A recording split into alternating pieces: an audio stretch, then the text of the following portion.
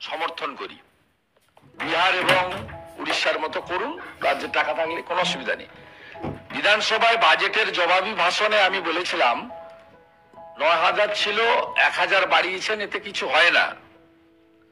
ভিডিওটিতে ক্লিক করার জন্য আপনাদেরকে জানাই অসংখ্য অসংখ্য ধন্যবাদ। আপনারা দেখছেন আপনাদের প্রিয় ইউটিউব চ্যানেল wow007। তো ফ্রেন্ডস, ইতিমধ্যেই রাজ্য সরকারি কর্মচারীদের জন্য কিন্তু বিজেপি শুভেন্দু অধিকারী কিন্তু সরকারি কর্মচারীদের এবং স্থায়ী অস্থায়ী চুক্তিভিত্তিক কর্মচারীদের জন্য দারুণ একটি খুশির খবর দিল এবং সরকারি কর্মচারীদের পাশে থাকলো। কি বলা হয়েছে চলুন দেখে নিয়ে যাক। শুভেন্দু অধিকারী টুইটারে কিন্তু টুইট করেছে, সেই ভিডিও আপনাদেরকে দেখাবো। তো চলুন কি বলা হয়েছে দেখে নিয়ে যাক।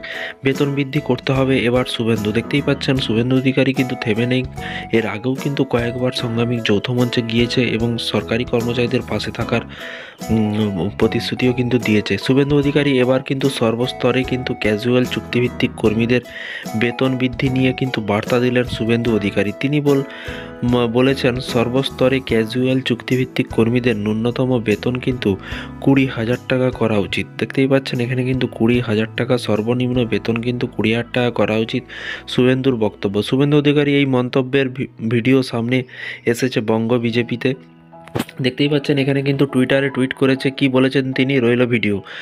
দেখতেই পাচ্ছেন বিজেপি ওয়েস্ট বেঙ্গল সর্বস্তরে ক্যাজুয়াল চুক্তিভিত্তিক কর্মীদের ন্যূনতম বেতন 20,000 টাকা করা উচিত। বিরোধী দলনেতা শুভেন্দু অধিকারী। দেখতেই পাচ্ছেন সেই ভিডিও আপনাদেরকে দেখাবো। তো চলুন দেখে নিয়ে যাক শুভেন্দু অধিকারী বক্তব্যতে কি বলেছে এবং সিভিক ভলেন্টিয়ার এবং স্থায়ী অস্থায়ী চুক্তিভিত্তিক কর্মীদের জন্য কি বলেছে এক নজরে দেখে নেওয়া যাক।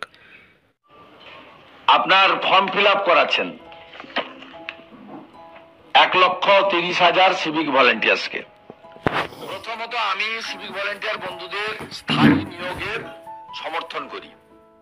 বিহার এবং উড়িষ্যার মতো করুন, রাজ্যের টাকা থাকলে কোনো অসুবিধা নেই। বিধানসভায় বাজেটের জবাবি ভাষণে আমি বলেছিলাম ৯,০০০ ছিল, ১,০০০ বাড়িয়েছেন, এতে কিছু হয় না। আপনারা অন্তত 20,000 টাকা করে বেতন দিন। শুধু সিভিক ভলেন্টিয়ার, ভিলেজ পুলিশ নয়, MSK, SSK, part timer, para teacher, প্রাণী মিত্র, আশা, আইসিডিএস, সর্বস্তরের ক্যাজুয়াল কন্ট্রাকচুয়ালদের ন্যূনতম 20,000 টাকা বেতন হওয়া উচিত। এটা আপনারা জানেন। 10 তারিখে আমি যখন চন্দ্রিমা ভট্টাচার্য বক্তব্যের আগে 15 মিনিট স্পিচ দিয়েছিলাম, সেখানে কিন্তু আমি এই বিষয়ে উল্লেখ করেছিলাম। আমি মাননীয় আমার ভাই বোন সিভিক ভলেন্টিয়ার্সদের অনুরোধ করব, এই ডাটাগুলো নিচ্ছে আপনাদের কাছ থেকে, পোস্টাল ব্যালট গুলো নেবে বলে। সামনে লোকসভা ভোট, তৃণমূলের হার প্রায় সুনিশ্চিত।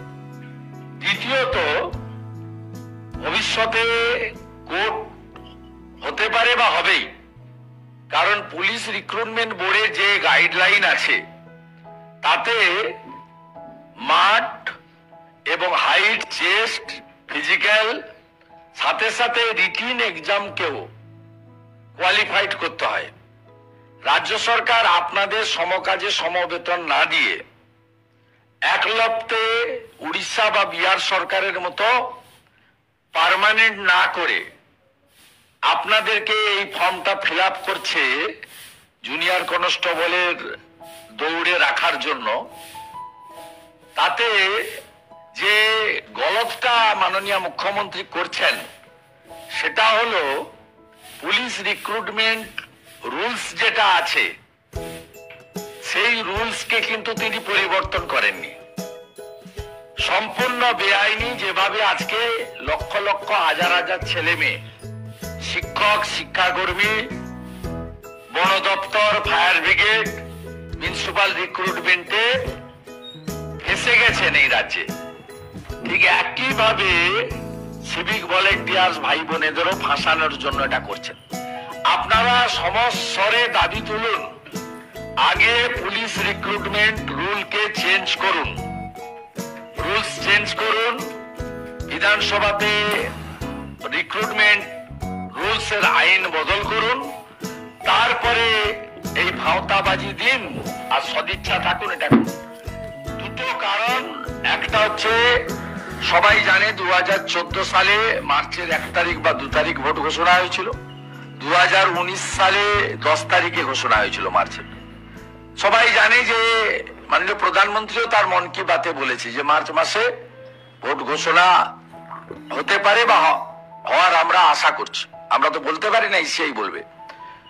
তা মার্চের যে কোনো দিন ভোট ঘোষণা হয়ে যাবে। তাই এই ফর্ম, এই যে ঢপবাজির ফর্ম, চিটিংবাজির একটা ব্যবসা, শান্তনু সিনহা, বিজিতেশ্বর রাউত আর তপন মাইতিকে দিয়ে এই ব্যবসাটা খুলেছে। এদের সব ডিটেলস নিয়ে পোস্টাল ব্যালট গুলো নেবে আর ঢপবাজি মেরে ফর্মটা ফিল আপ করিয়ে রাখবে যে দিল্লির ভোট তো যা হয় হবে, আমরা তো এখানে আছি, আরো কিছুদিন আছি, আমরা এটা করে দিয়ে যাব। তাই আমি আপনাদেরকে সতর্ক করার জন্য ভবিষ্যতে যাতে আপনারা বিপদে না পড়েন এবং আপনারা যাতে সমস্যারে পুলিশ রিক্রুটমেন্ট রুলস চেঞ্জ করার দাবি করেন, সেজন্য আমি